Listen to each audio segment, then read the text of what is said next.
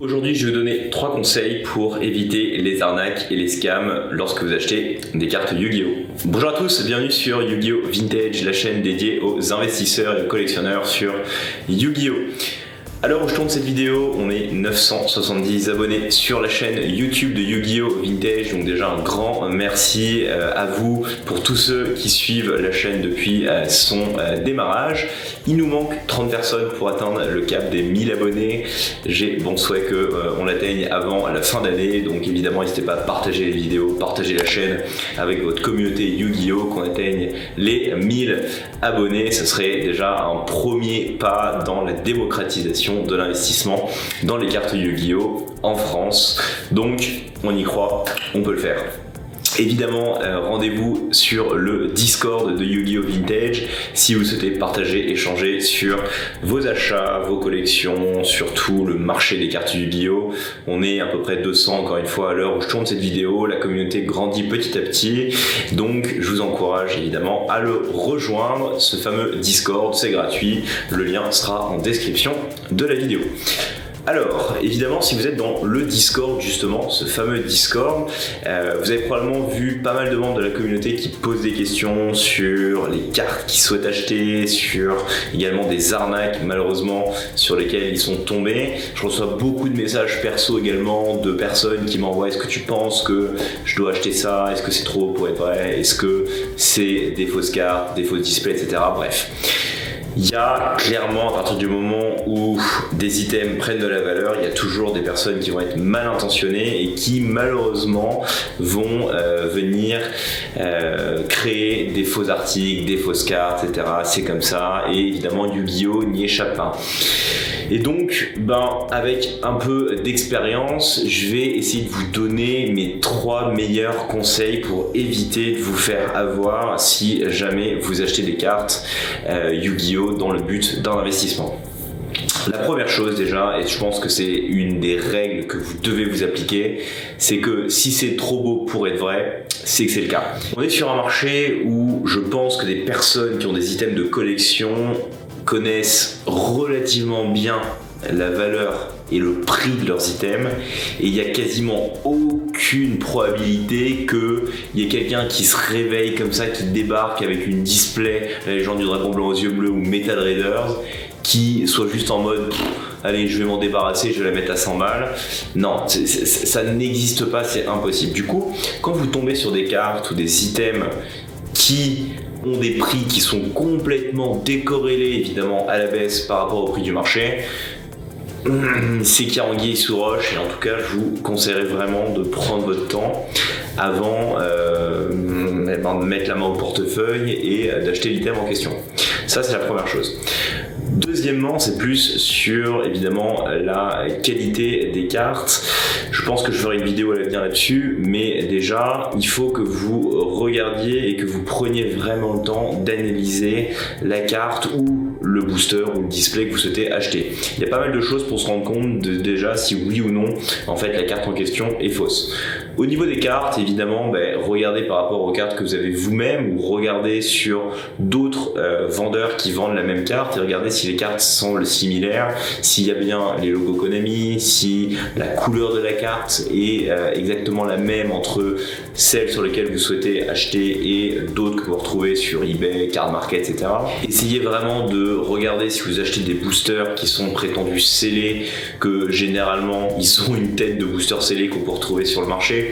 Un des gros problèmes aujourd'hui, c'est qu'il y a des personnes qui s'amusent à reseal des boîtes de boosters en mettant absolument n'importe quoi dedans.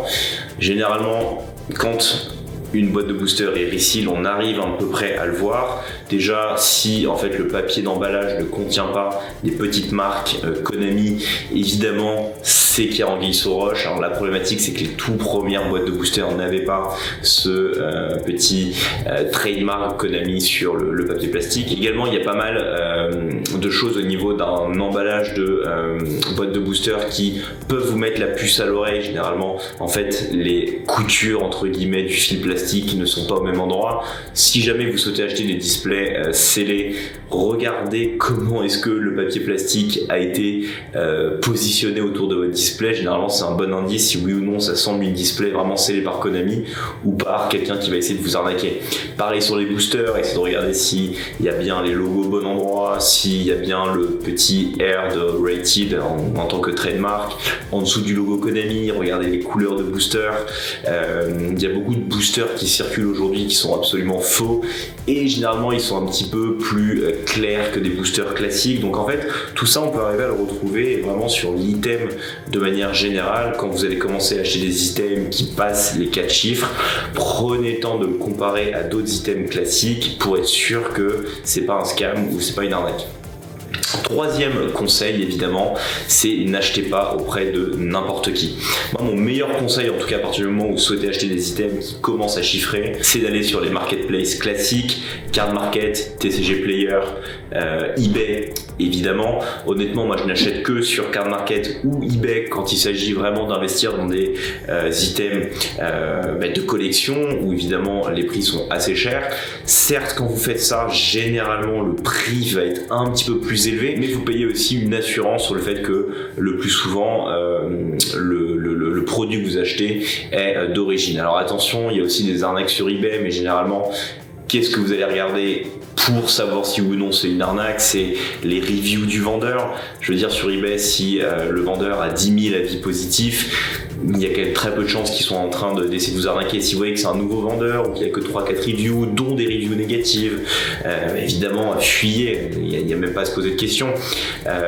Pareil sur Card Market, si c'est un nouveau vendeur qui a absolument aucune review, posez-vous des questions. Un autre conseil que je peux vous donner, c'est regarder les boutiques en fait des vendeurs avant d'acheter. Pourquoi? Parce que ça vous donne aussi un bon indice de si oui ou non le gars il est en train d'essayer de vous arnaquer ou pas.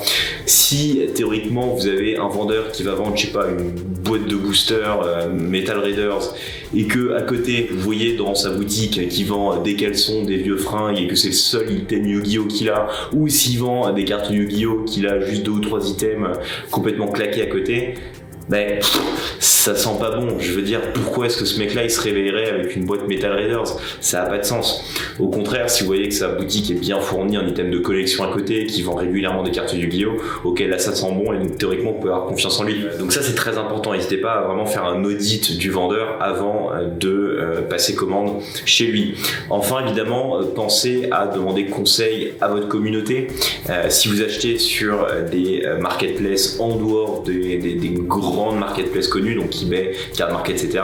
Si vous allez sur Le Bon Coin, si vous allez sur Instagram, sur Facebook Marketplace ou simplement via du bouche à oreille, pareil, méfiez-vous, regardez exactement l'historique du vendeur. Ce que je peux vous conseiller le plus souvent si vous faites ça, c'est d'aller vers la remise en main propre, même si le gars il habite à 200 km de chez vous. Je veux dire, si vous claquez 1000 balles dans une carte Yu-Gi-Oh, ça vaut le coup juste de faire l'aller-retour dans la journée pour vérifier la carte.